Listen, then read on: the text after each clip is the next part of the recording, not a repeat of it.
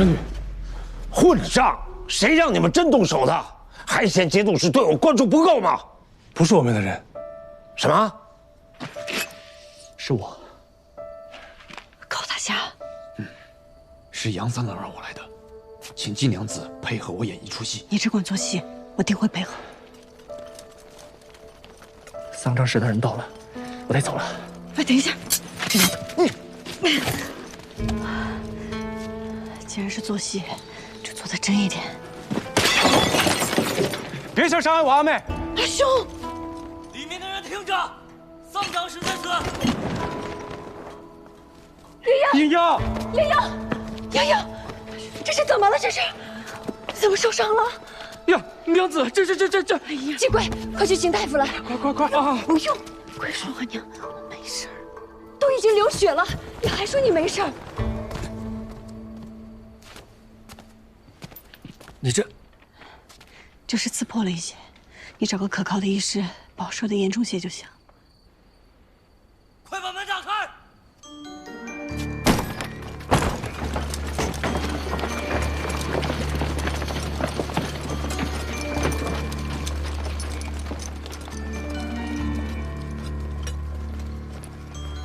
丧葬室，刺客呢？不见了。走！是。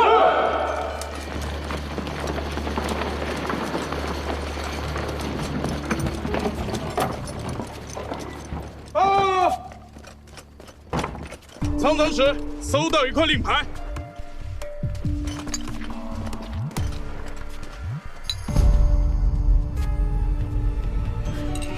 你小子比抓住老夫一个人害啊！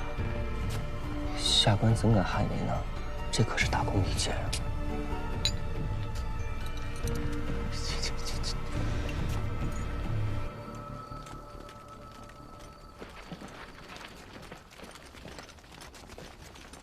尤将军、张刺史，有劳二位，是下官失职。杨警官也在，真巧啊！倒不是巧，只是这季家不同于别家，这季娘子担负着无人可替的供给之责，我身为警官，自当多加在意啊。这不过是寻常私户被人劫掠，犯得上惊动张刺史吗？本来是不必惊动刺史，更不必惊动将军您的。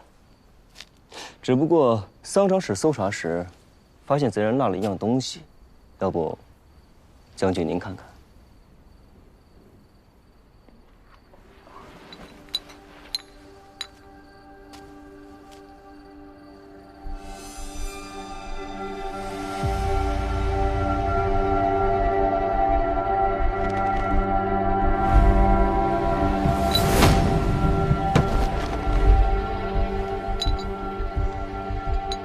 本将的令牌，哼，这个贼人可真是可恶啊！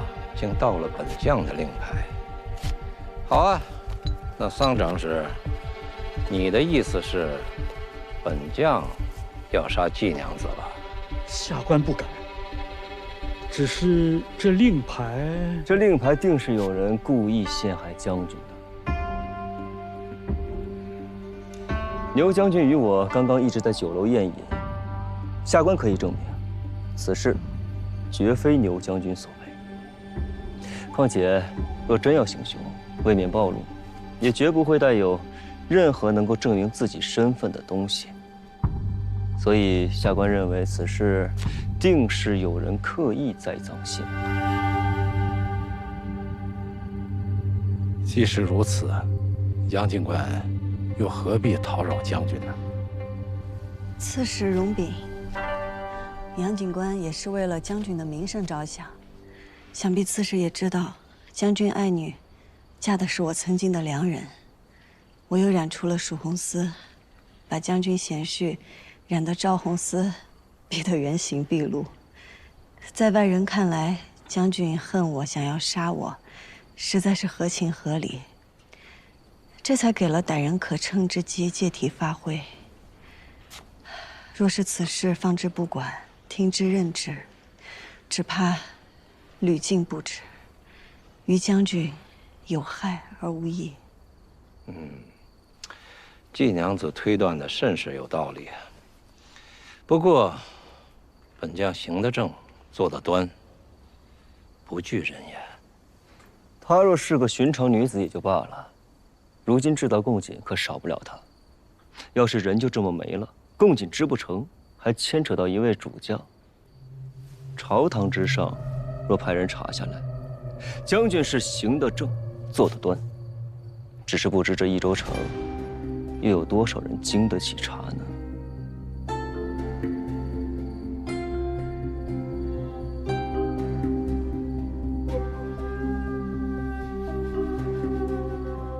不知杨警官有何高见呢？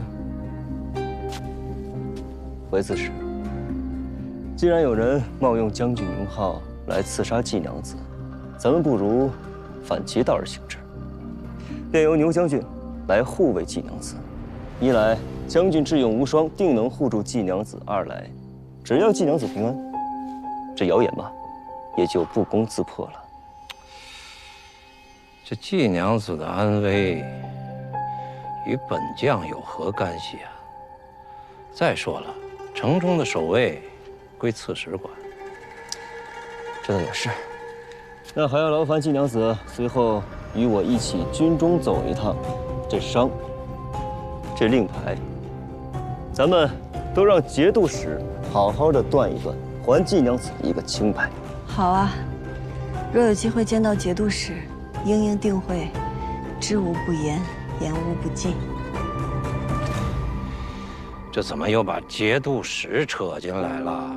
太麻烦了。好，既然杨警官、季娘子信得过本将，虽说本将的职责是戍守边城，我虽不能派兵保护季娘子，但也绝不会让季娘子受到歹人的欺凌，如何呀？还不快来谢过牛将军啊！多谢牛将军。不必了，小事。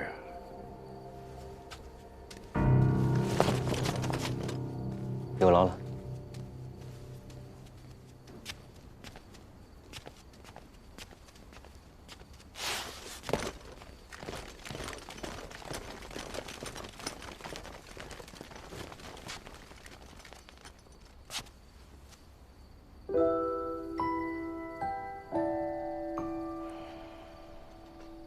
杨警官找借口拦着阿兄和阿娘，可是有什么要跟我说？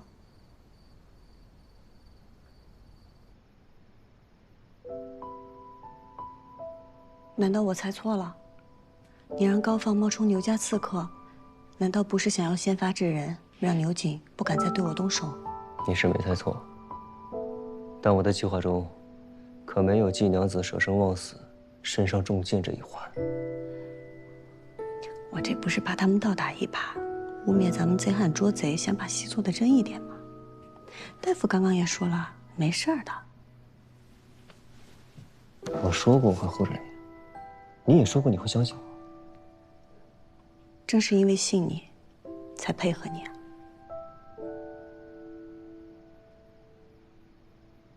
郭奎，回去，怎么又跑出来了？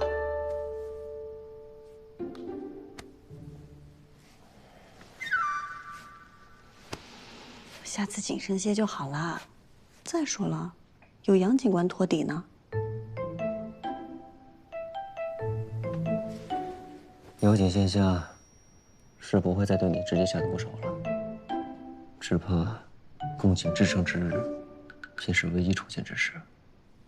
我不怕，杨警官会保护我的。你这话说的，你们家郭奎听了都不信。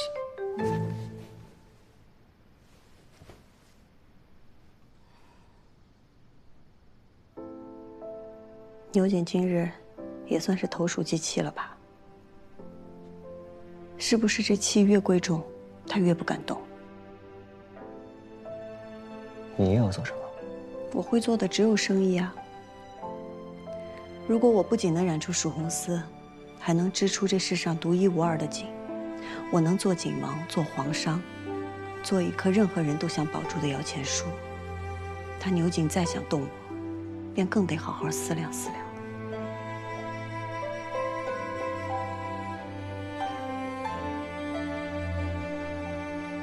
等我一下。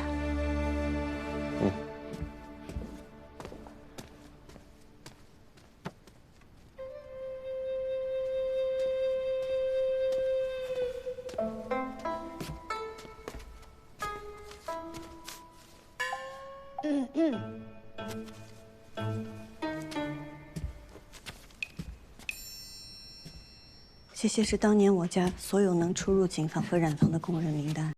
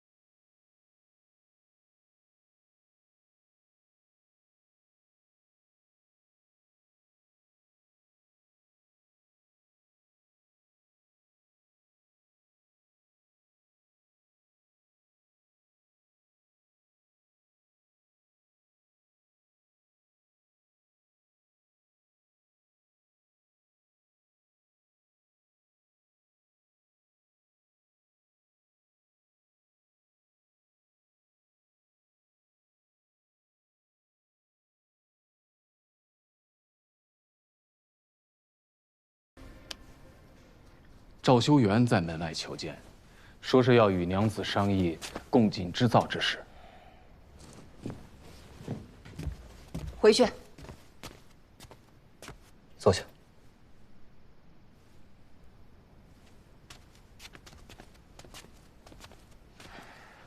我与他虽有旧怨，但这是正事，不能耽搁。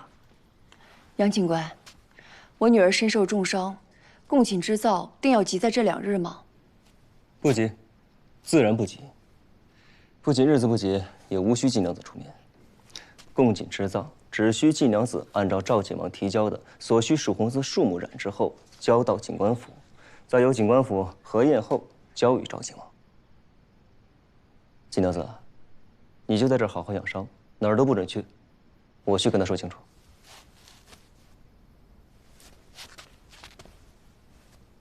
杨警官，莫忘了民女所托。父亲，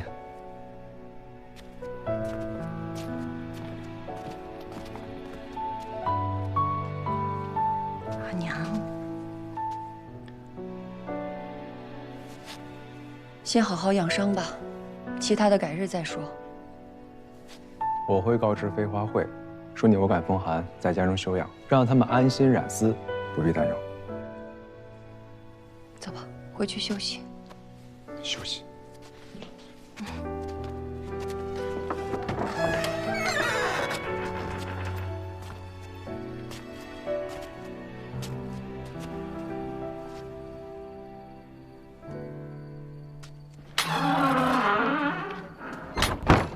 你明明可以用别的方式保他，为何要伤他？别的方式，像赵二郎君一样，卖身投地，委曲求全吗？我做不来，他也不想要。我与他青梅竹马，我亲眼见他未雨绸缪，隐忍蛰伏，他定能理解我的选择。人在屋檐下，有些事确实要忍，但有些事却忍不得，忍了就不是季莹莹了。赵二郎君如果还是念及旧日的情分，既做不了他的良人，那至少也要做个好人。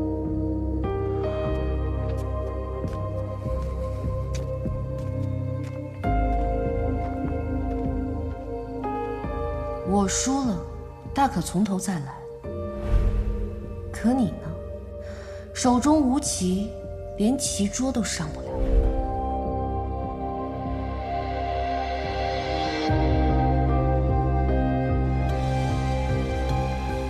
二郎确实糊涂，若是不用贾曙红，我赵家是赢得堂堂正正了。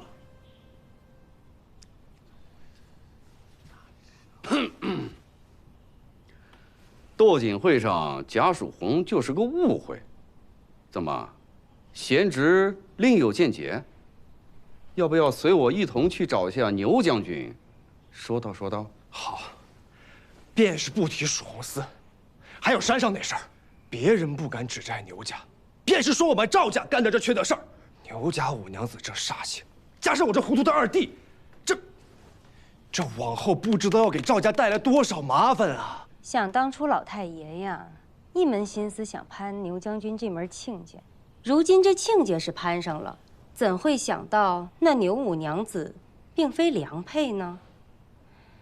想来老太爷这心里也不好受。你们是怪我治家不力吗？孙儿不敢，儿媳不敢。二郎呢？二郎昨日去都督府拜会了。是啊，牛五娘子毕竟还是牛副都督的女儿呀，咱家礼不能废。我赵家既得了锦王，那接下来就要联合众锦户，协力完成贡锦。以后这些事就不劳祖父操心了。二郎回来了，牛将军怎么说？牛将军说，祖父年迈，锦王家的事，以后就交给我来料理。什么？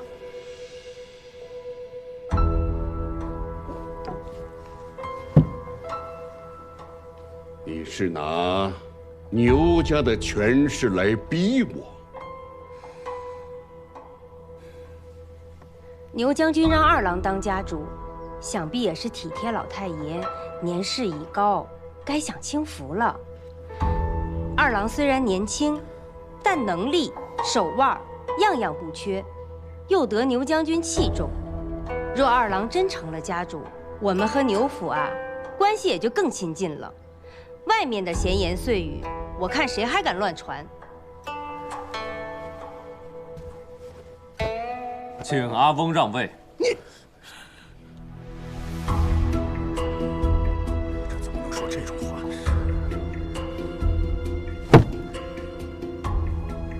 当年我祖父持家50载，我阿爷在他身边学了30载才掌家。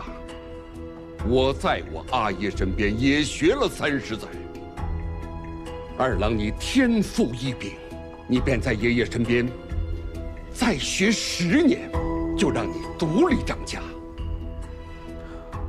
所以，祖父不让。赵家早晚都是你的，你何必急于一时呢？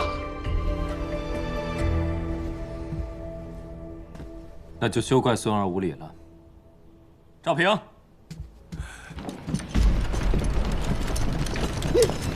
赵书远，你这是要造老太爷的反吗？二郎，你这是干什么呀？岳丈大人说了，怕我继位不顺，所以借了一些人手撑场面。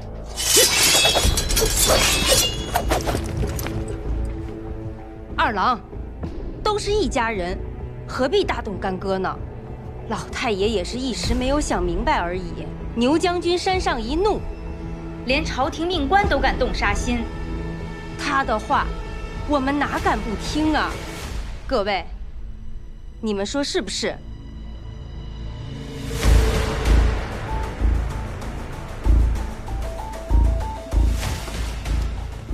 阿爷，退位失效，这惹恼牛将军，那事儿可就大了。您还是退吧。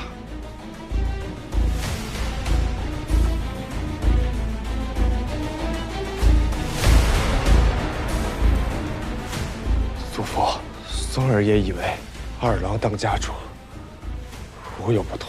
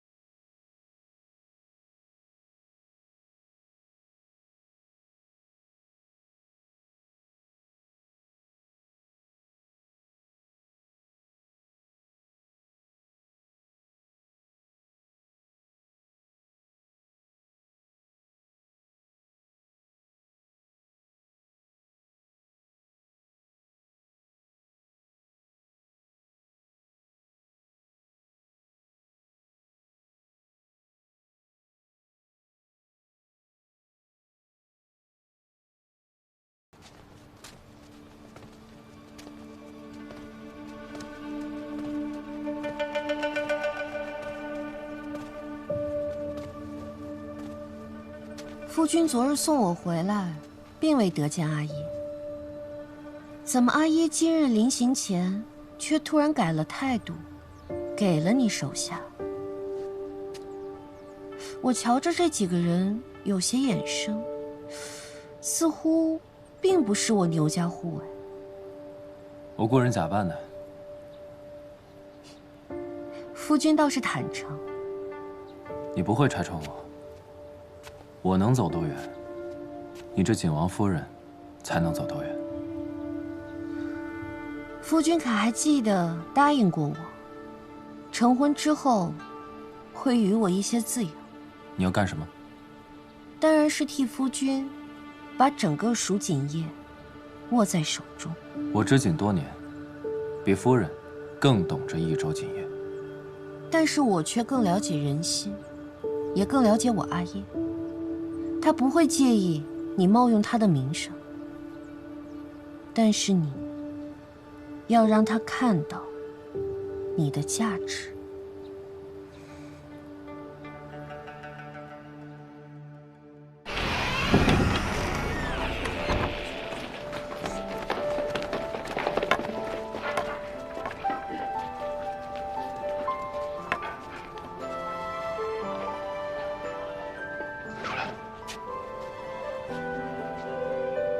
自季归南死后，蜀红角色也随之消失，多年未曾重现。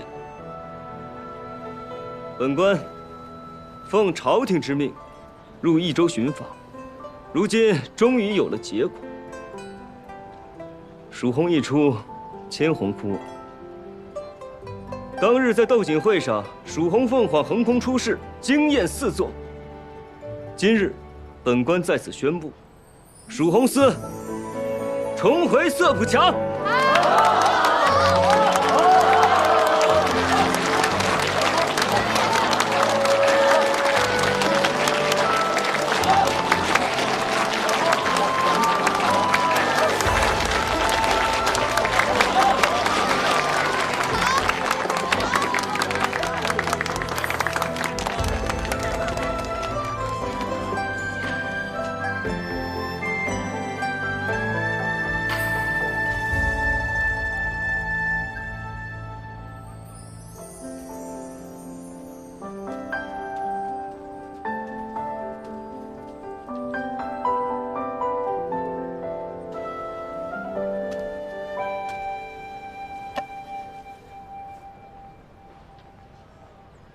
这蜀红是你重现的。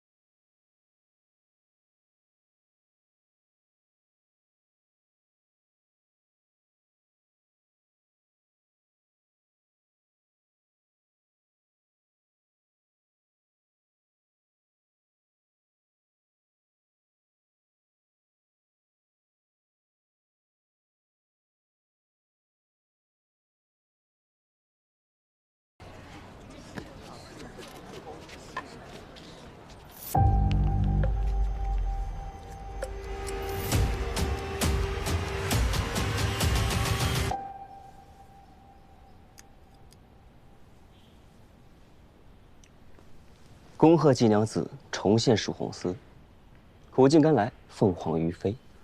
可这是兔子哎，跟凤凰有什么关系？凤凰太难画了，我还没学会，季娘子就先将就着。你自己做的啊？你的伤怎么样了？我若是不好，我阿娘怎会放我出来？你特意把我喊进来，不只是为了问我这个吧？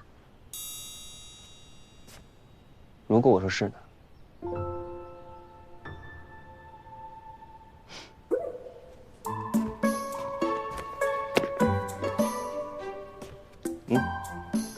坐。物归原主，我师傅找到的。在哪儿找到的？我不知道，还在查。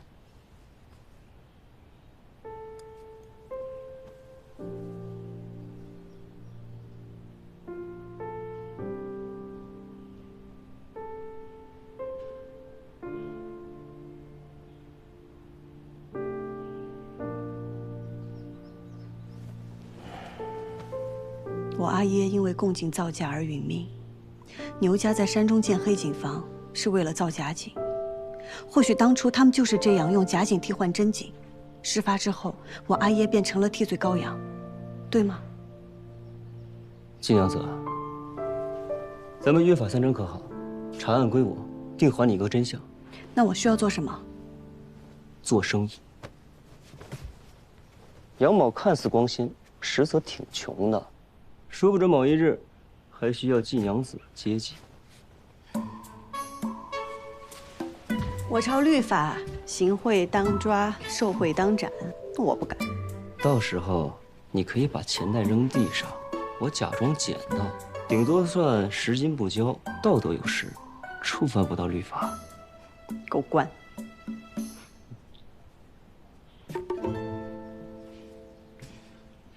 还望杨警官早日替我阿耶沉冤昭雪。到时候我出钱给你建一座生祠。杨警官，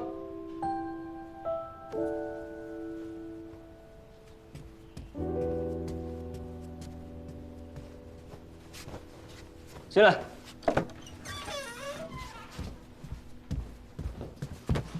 禀杨警官，杨家大老爷杨巨贤求见。不见。杨老爷说，若您不肯相见，出去。哎，是。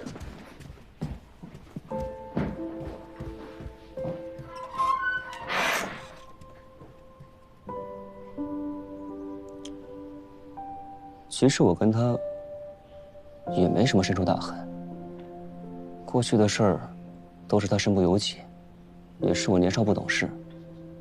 可过去了就是过去了，没必要和好，更没必要道歉。我不习惯，更不需要突然出现这么一个阿姨。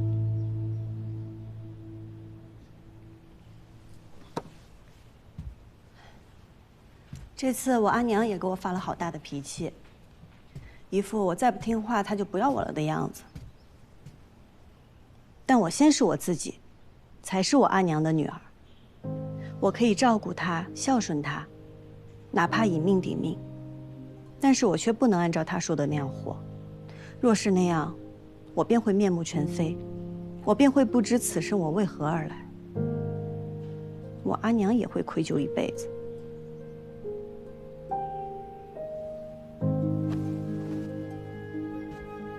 你的意思是，觉得我没必要和好？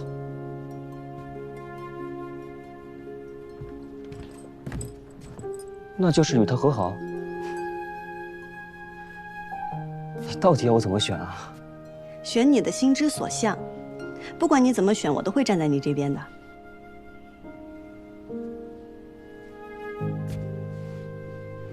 因为我们是盟友，这是我应该做的。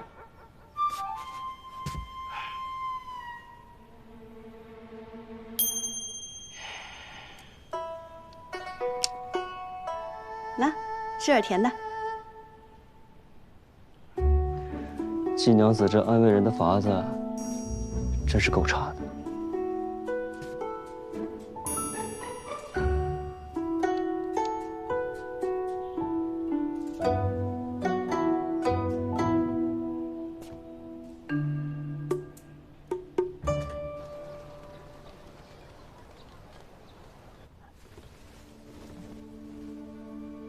我戴着面纱，也没有人看见我进来，不会影响我暗中行动。师兄，你别生气。益州各景户的基本情况我已经查清楚了，其中有3家值得关注。杨兆宇，杨家年年得景王，又在长安有人脉和名气，但是赵家的2郎如今成为了牛景的女婿，在斗景会上力拔头筹。余家长子又英年早逝，余家现在后继无人，已经没落。师兄进城时看到的红色凤凰，属于飞花会会长季英英，她是季归南的女儿，又是蜀红景的后人，但是她只会染丝，不会织锦。师兄想打入锦业的话，还是在这3家里选吧。打入锦业，如何打入锦业呀？是开一个锦铺，还是建立一支商队啊？要是这么简单的话，为什么要我亲自来呢？中原人有句话叫“授人以鱼，不如授人以渔”。诸位，我家郎君久慕蜀锦之规律，遂千里求锦。然蜀锦千样，千样千价，实不知该如何出价收购。怕价低辱没了真品，也怕价高流俗于凡品，故而想借众位蜀锦行家之慧眼，帮我们估一估价。凡送锦者，我们白府来者不拒，仅选此处，供大家品鉴。若有真品，千金愿求。大家将心目中悬于此处这蜀锦的价值写下，价值平均，便是此锦的最终价值。你这法子啊，倒是挺新奇的，可我们帮你写价能得什么好处？对呀，大家请看。上前路。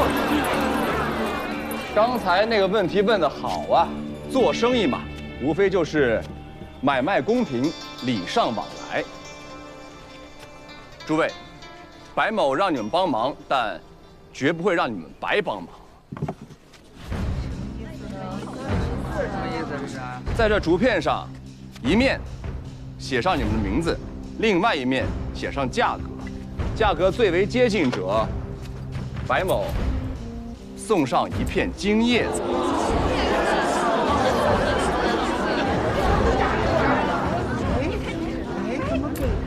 怎么给他吗？这还没开始评呢。你是第一个搭理我仆从的，我们远道而来，你诚挚热情，以礼相待。这片金叶子是你应得的。真的假的呀？真的是金子，真的是金子呀！不出3日，整个益州城就会知道来了个新的番商，出手阔绰，爱景如痴。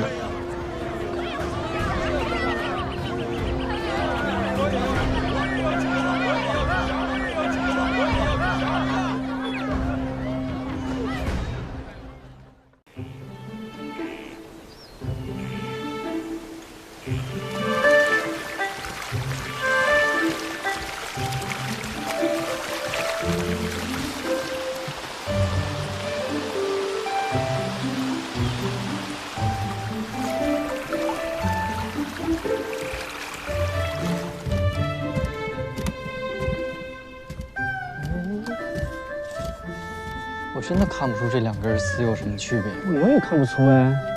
那一起对比看，现在能看清楚了吗？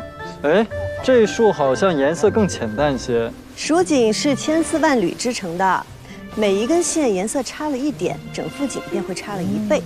你们先从这一把看，再一根一根往外拿，直到你们的眼睛能够适应，即便是2根对比也能看出差别。那你们就会知道用什么样的颜色能事半功倍，锦上添花了。这不是那些景户要学的吗？若我们能帮他们做好这一步呢？如今我们飞花会不仅有朱颜驼，还有蜀红丝，还有各家的特色丝线。但是想要再上一层楼，我们不能只染丝，也不能只卖丝。啊？哎，那还卖啥子？只要买我们的丝，肯额外付钱，我们就可以为他们的锦样挑丝配色。关键现在没人买咱们的丝。你拉我咋子？他早晚都知道。明呀，赵修元的贡锦搭配呢，跟杨家不是一样雨露均沾的，他只分给与他投诚的锦户们，那一副顺我者昌，逆我者亡的样子。那别人知道你得罪他了，你根本就不敢来我们废话会买丝了。那外面好多人还说你得罪了牛副都督，那旁的人就更不敢来了。我的确是得罪了牛锦，你们如果……哎，如果什么呀？那我们都上了贼船了，还让我们马上下去啊？哇！我跟旁人说，我跟季莹莹毫无关系，老死不相往来，那谁信呢？对呀，就是呀。而且现在只是一州的锦铺不买我们的丝嘛，大不了我们去找其他人买噻。你们听说没得？最近几天藩市来了一个大富商，有钱的很，对，买过锦1掷千金啊！1掷千金？不止如此。他把所有想卖给他的锦都放在府门口展示，让众人品评。阿娘，阿娘，我都好了，不必喝了吧？益气补血的。益气补血。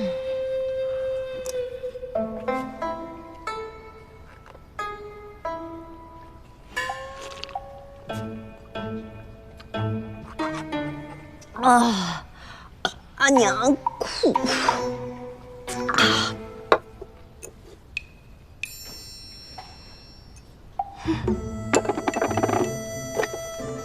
阿娘一个不够。哎，洋洋，你阿娘怎么了？我惹她生气了，现在除了喝药吃饭一概不理我。哎呀。这天下当阿娘的，果然都一样厉害。还有谁？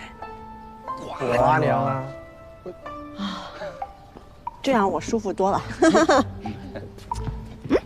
平儿怎么还没来？嗨，他又被他娘拉去相亲了。啊？他又去相亲了？不行，爷是他的英雄，也得去救他。我是不会出这儿会的。你给我站住！他弟弟英就是个伙计，成天捣那惹事儿。你看你现在都变成什么样子了你？再加上废话会这些，你什么时候这么离经叛道过？我跟你说啊，你要再这样下去，就真嫁不出去了。嫁不出去就不嫁，有什么了不起的？别说我啊！不，你别生气，拉着我！不，别，你先走，你先走！不，别生气，别生气，不，你放心，我去哄他啊！放心，不啊！平儿，你阿娘是不是又逼你相亲了？老师子，能不能让我一个人待会儿？平儿，别的郎君没有演过，不代表天下郎君都没有演过。我就喜欢你现在这样子。求你了，别说了。平儿，你放心，你阿娘再逼你相亲，你就说也愿意娶你。闭嘴！只要你娶了，我这辈子都不嫁人，我不嫁人。你不嫁就不嫁，你别哭啊！你不知道，你什么都不知道，你别跟着我了。我也想知道，你也不告诉我。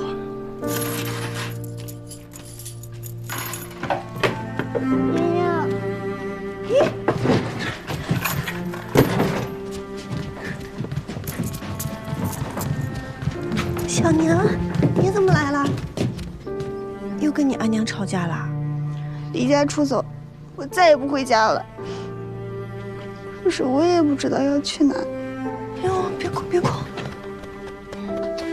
没关系，那你就住我家。我阿娘可喜欢你了，她巴不得你天天住我家里。我是说，我不知道以后要去哪。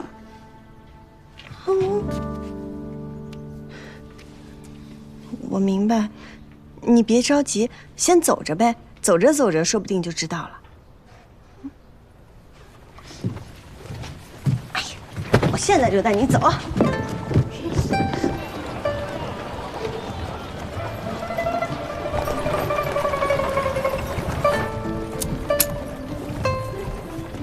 正面。他已经请我第3壶酒了啊！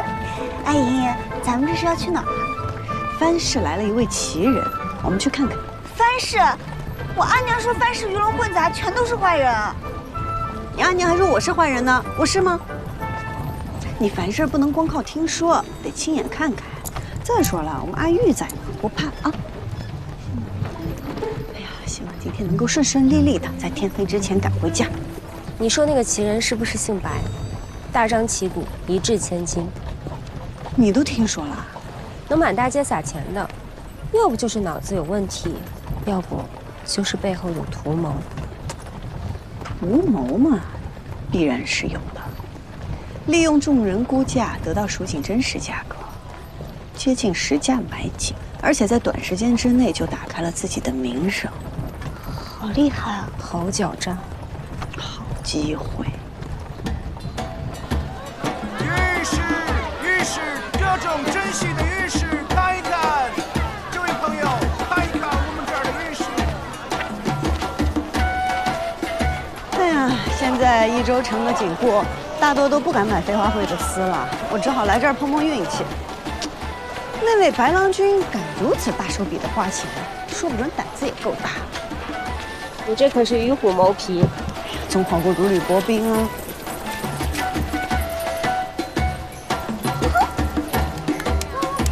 对了对了，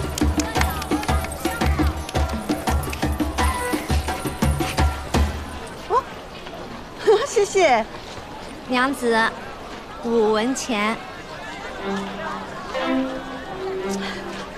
别家都是1文5个，你这儿5文1个，正好。打劫还送个饼，饼不贵，5斗贵。哎呀，难怪说你们藩市的人最会做生意了。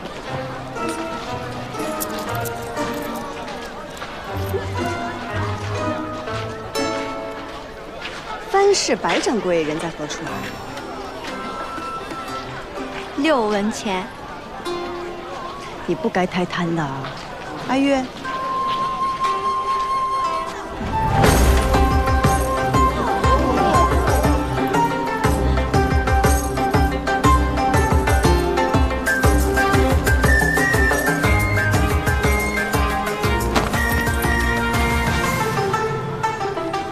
饼免费，飞天6文，给钱还是指路？这是个赚钱的好法子，但是得适可而止，免得惹怒了别人，你又打不过，得不偿失。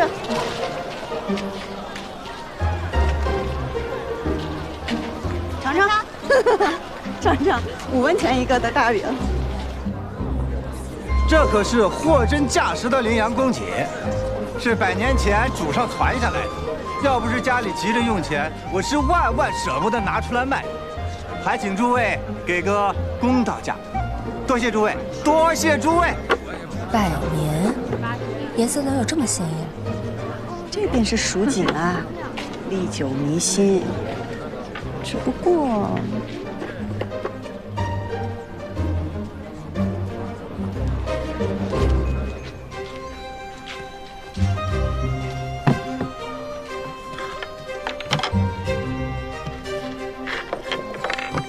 这些便是这方锦在诸位心里的价格了。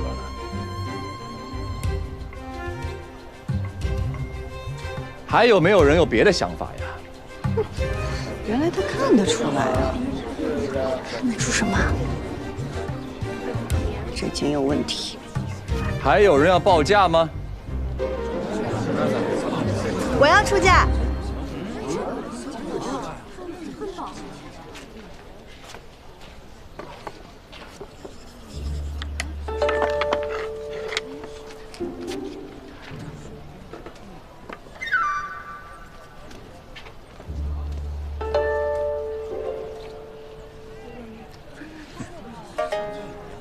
这位娘子觉得此锦1文不值。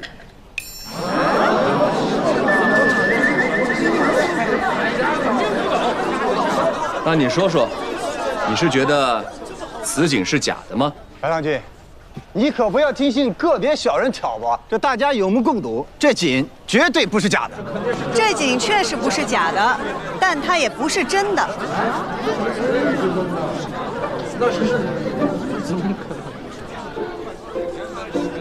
小女子不才，做的也是丝锦生意，但是生平最看不惯有人弄虚作假，所以才斗胆站出来。若是单凭这景，的确也能值一些银子。只是做生意若是没了诚信，那再好的东西也会变得一文不值。这景不是假的，但也不至于100年。这上面的图案用的是连珠对马纹。是又怎么样？羚羊公样最喜欢用的就是连珠纹和对马纹。那也无法确定就是真的羚羊公样。100年之前的羚羊公样喜用的可不是连珠纹，而是团科环。单连珠内置对马纹，是很典型的波斯风格纹样。以团科花卉为环，内置动物纹样，才是经典的羚羊公样。什么团科环？敢在白郎君面前胡说，我看你是活腻歪了！造次，造次！这位娘子话还没有说完，你想要动手吗？白郎君，他这空口白牙的，分明就是污蔑呀！他说你没有证据啊，你怎么说？白郎君，请看，这里用的丝线颜色，乃是水色和青白之间，为一种新色——蟹壳青，是15年前沈家染坊坊主沈阳所染制。试问，这怎么会出现在一幅祖传的蜀锦之上呢？这祖宗未免也太年轻了。你说蟹壳青就是蟹壳青啊？那我还说的，就是水色呢。我说了自然不算，但是景官府可以验丝验色，白郎君可去景官府一验便知。我不卖了，我。郎君饶命！不是，郎君饶命！我不干了，我再也不干了。白某千金买锦，还请蜀锦人家共鉴，够有诚意的吧？你还蒙我？送过来，送过来！白郎君，哎，白郎君饶命！哎，诸位，今日评锦到此结束，明日请早，都散了吧。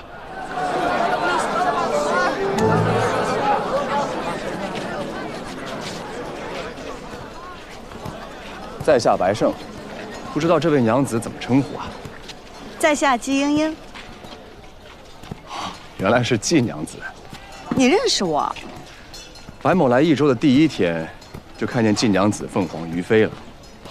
季娘子有双慧眼啊，白某也是爱景之人，家里还有些许，想请季娘子赏鉴1、2。若是发现赝品，每副赝品3片金叶子，如何呀？天都快黑了。我相信你们一定能瞒住我阿娘的，是吧？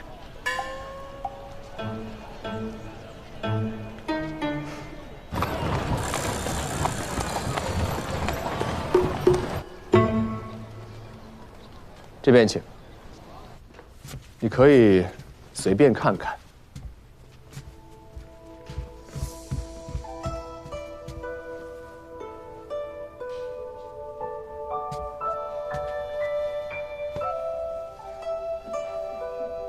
这幅对阳几何纹锦是魏晋时流行的锦样，如今已不曾见了。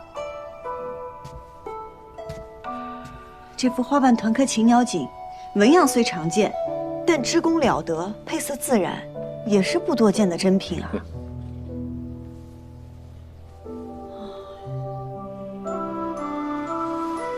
季娘子这一声叹息，是在说这幅锦是假的吗？白郎君府上均是珍品上品，这金叶子我怕是赚不到喽。哼，季娘子今日仗义直言，让白某免于受骗，这片金叶子是你应得的。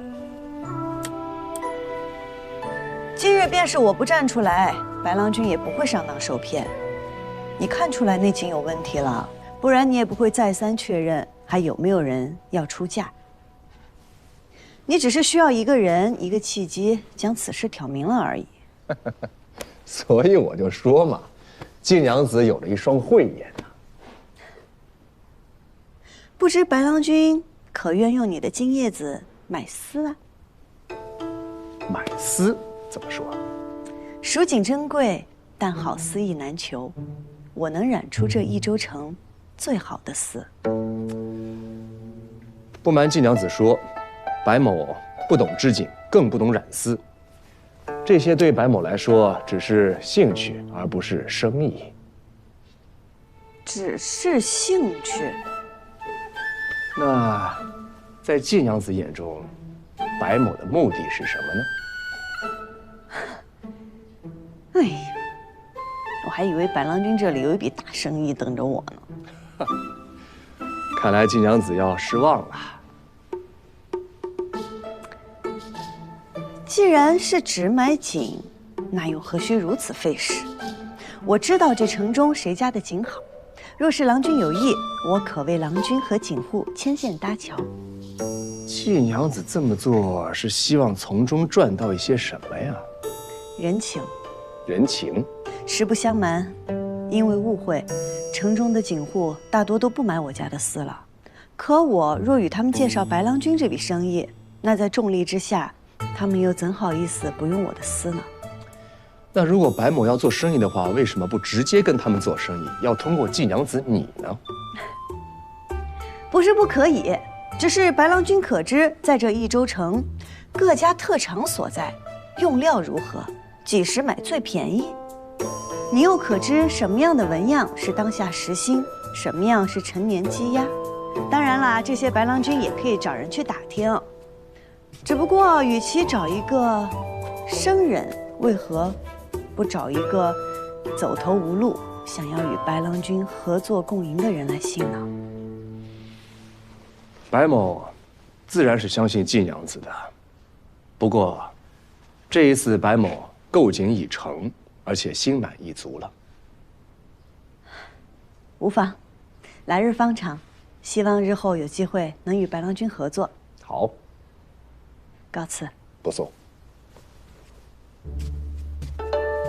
不做生意却把名声打得响亮，不是有病就是有鬼。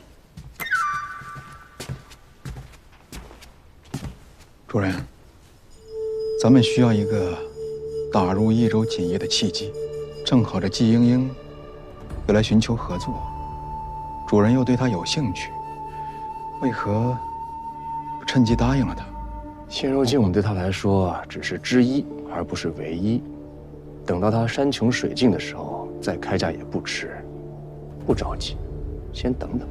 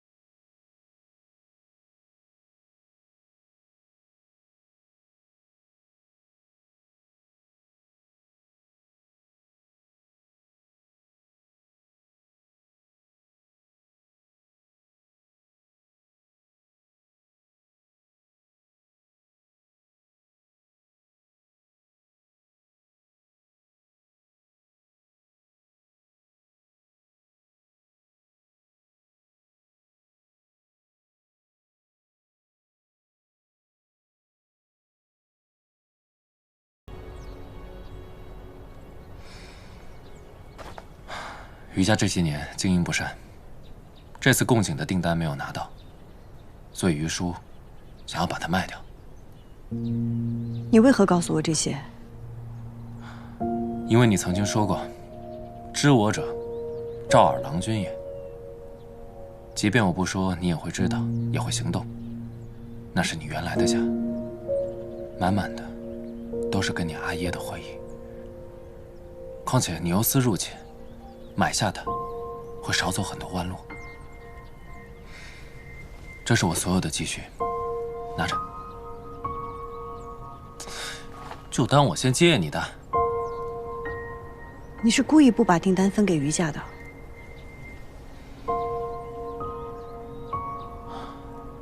杨静兰可以为你铤而走险，我也可以。赵二郎君，有些事，过去便过去吧。若你还放不下过去，无需为我做什么。我只希望你能面对自己，为人为事，无愧于心。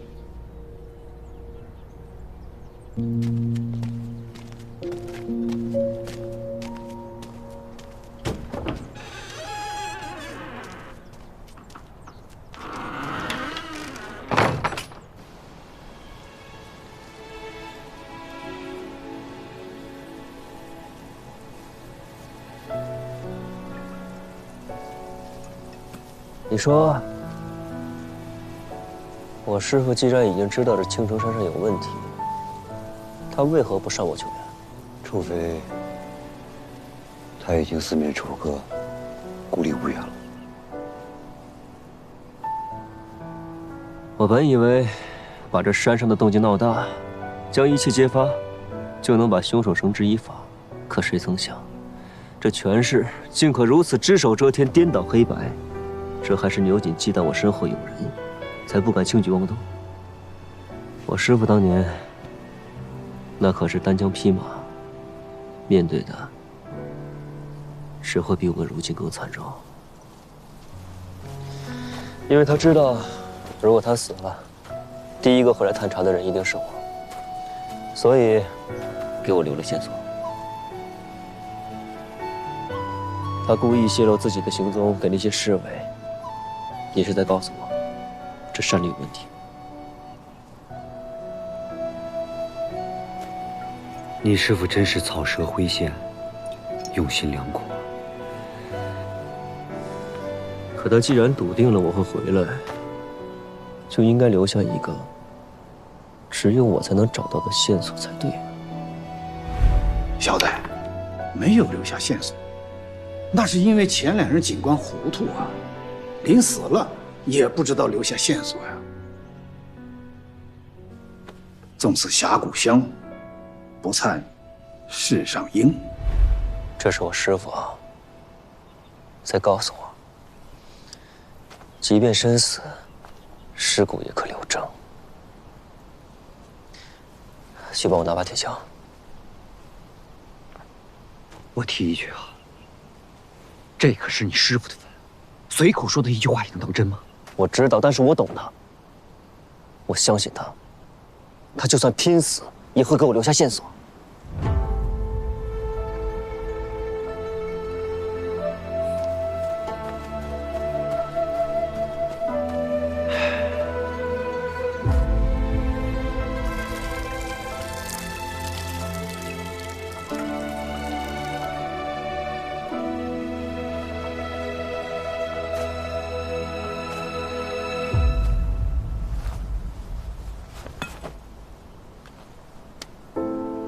师父，徒儿不孝，不能靠自己将益州案查个水落石出，还求师父再指引徒儿一次。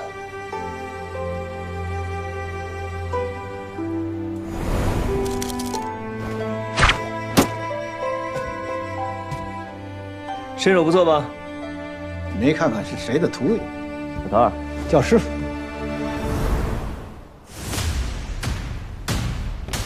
诸葛，你过来。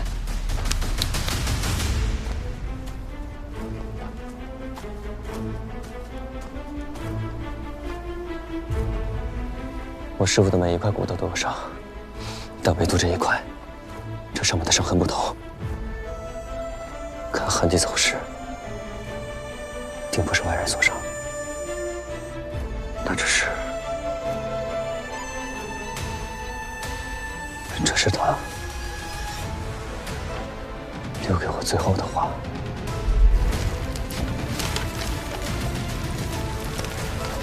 什么消息都传不出去，什么人都不敢再相信，他只能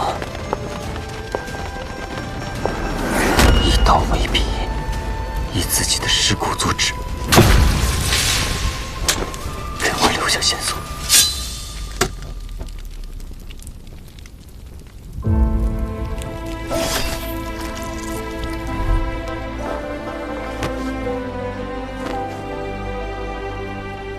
老头儿，话我收到了，我一定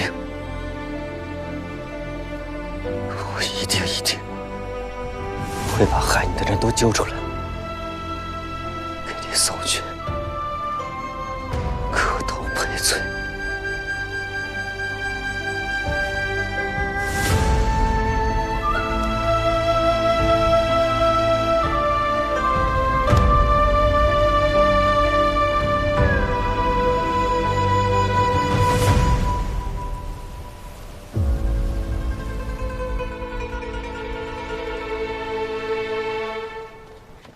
金娘子，这里请。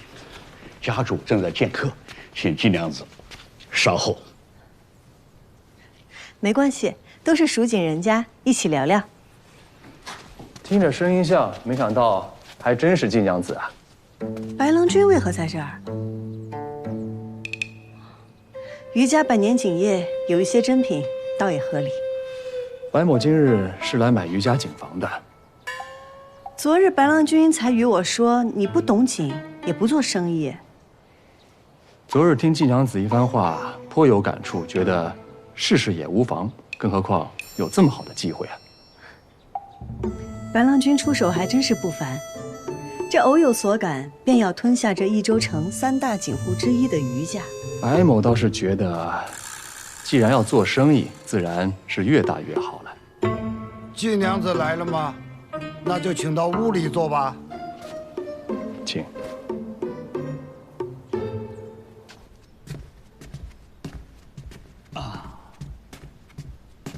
余掌柜，杨夫人。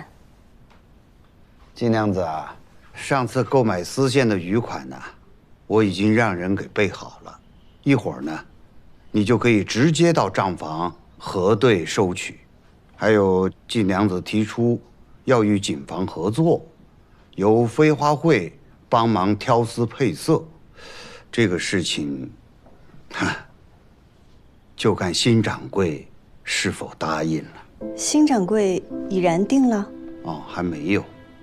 不过你可以听一听，看看哪些条件能让你满意。不知二位出的什么价格？哦，比市价高出30%吧。余掌柜，杨家出的价格虽比不上白郎君的高，但我们杨家多年织锦，如果锦房放在我们杨家手上，那定是源远流长，绝不会辱没和亏待了你的工匠们。金娘子，你看我们2个谁更顺眼呢？白郎君许以高价，杨夫人重在情义，2位都是诚意十足。但依我看，2位的价码都不够打动人。余家100年，就这般改弦更张，难道不可惜吗？余掌柜操劳一生，将余家锦发扬光大，是再高的价码也无法买到的。商业沉浮，有辉煌就有没落。若我没有记错的话，这里曾是季家的旧宅。季家锦当年何等风光，可如今呢？不用我说了吧？余掌柜，今日我前来想跟您聊的也是这桩生意。飞花会愿意出一笔钱，注股余家，从此飞花会出丝，于家之景，既能解决眼下的困难，又能保住于家的招牌，岂不是两全其美？金娘子可知道你口中的两全其美得花多少钱呢？昨日你还说处境困难，怎么，今日又能拿出钱了？昨日我与白郎君说，是以为你我能合作，不想今日我们变成了竞争敌手。白某若是可以顺利地盘下于家景房，定跟金娘子构思合作。于掌柜知我从不空口白话，钱的事情我会解决，但求于掌柜给个机会。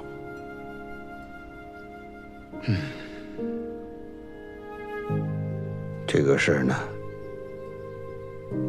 再允许我考虑2天吧。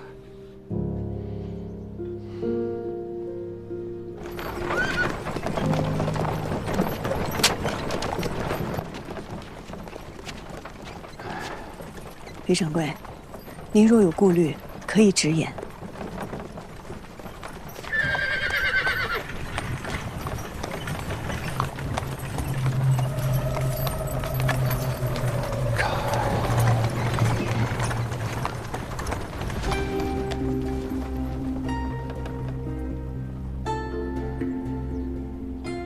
听闻于掌柜想要卖锦房，还有比卖给锦王更为稳妥的选择吗？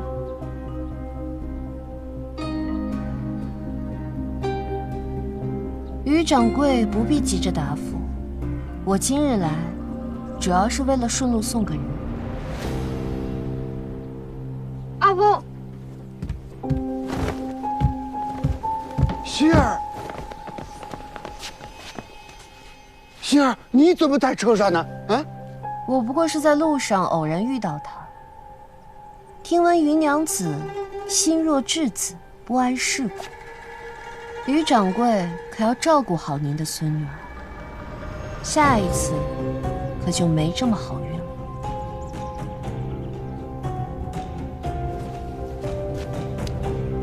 多谢赵二夫人送我希儿回来。我在赵府恭候于掌柜。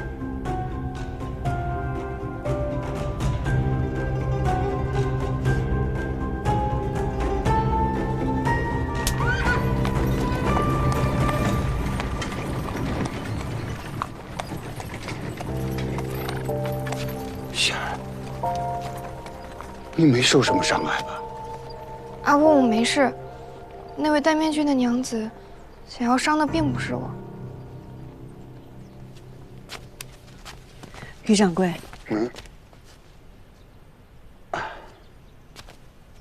季娘子，没有我的陪伴，我希儿是向来不会单独出门的。我实话跟你说，我于叔可以没有锦房，但是我绝不允许我希儿有半点受到伤害。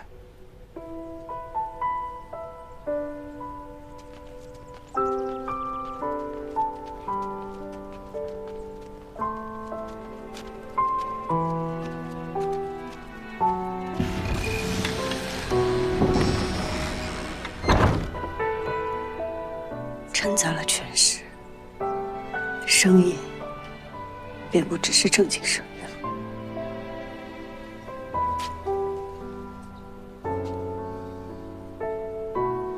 杨警官，愿你早日砍了这些魑魅魍魉。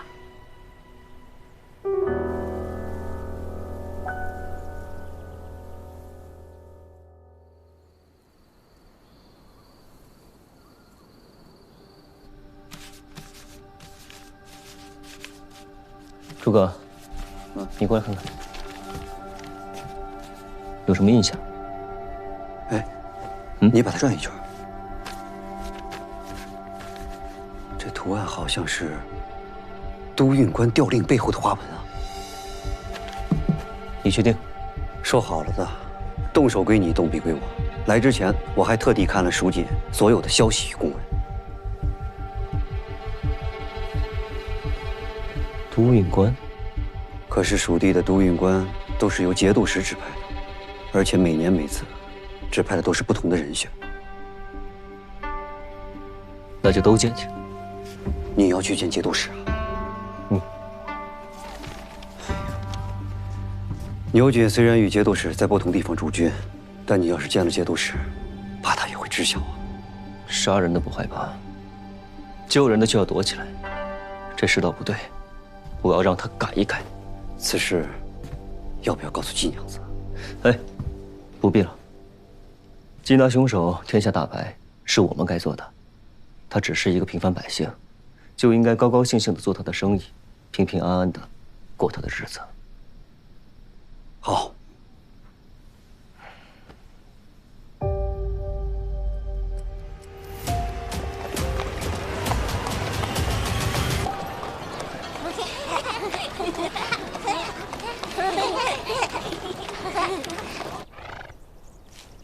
茵茵，要不咱们还是敲门吧。你又不是第一天认识于掌柜，他说不见客，那就是不见客。他不见客是又不想卖景房了吗？你说一个人要卖掉自己的景房，他最想得到的是什么？他若是想要钱，那个白郎君能一掷千金；他若是想要于家的工匠和技艺有所依托，那杨家是不二人选。他若是想保住于家的产业，又想渡过难关，那就应该选我。可是他谁都没有选，难道是因为牛五娘胁迫了他？他不是一个优柔寡断的人，况且若他真认了牛五娘的威胁，现在于家景房都姓赵了。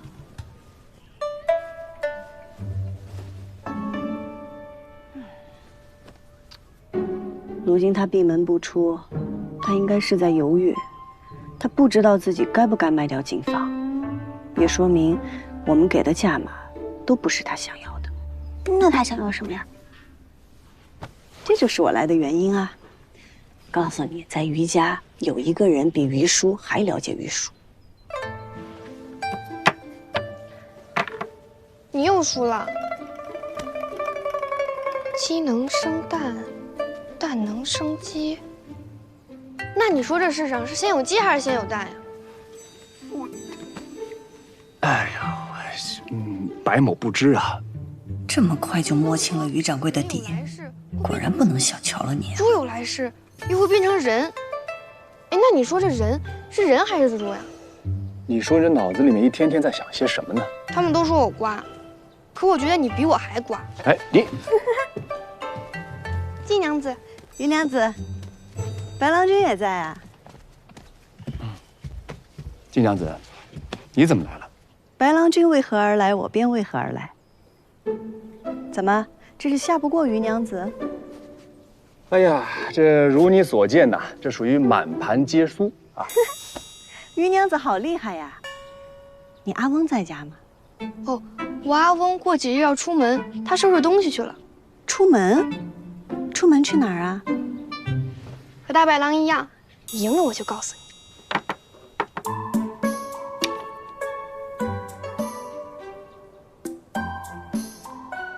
哇，你好厉害呀！我还差1步，你还差7步，你只要大于7，你就赢了。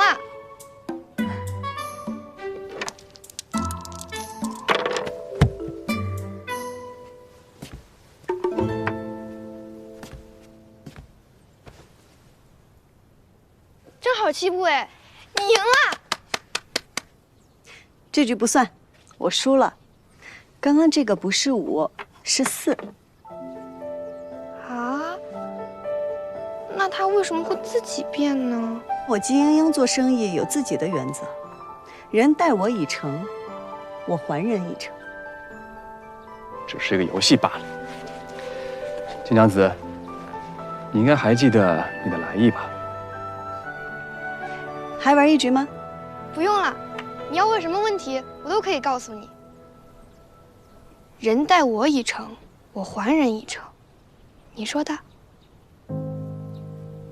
好，那我问你，你阿翁不筹备卖景房出去干什么呀？你们都想买景房，可我阿翁他想要这个。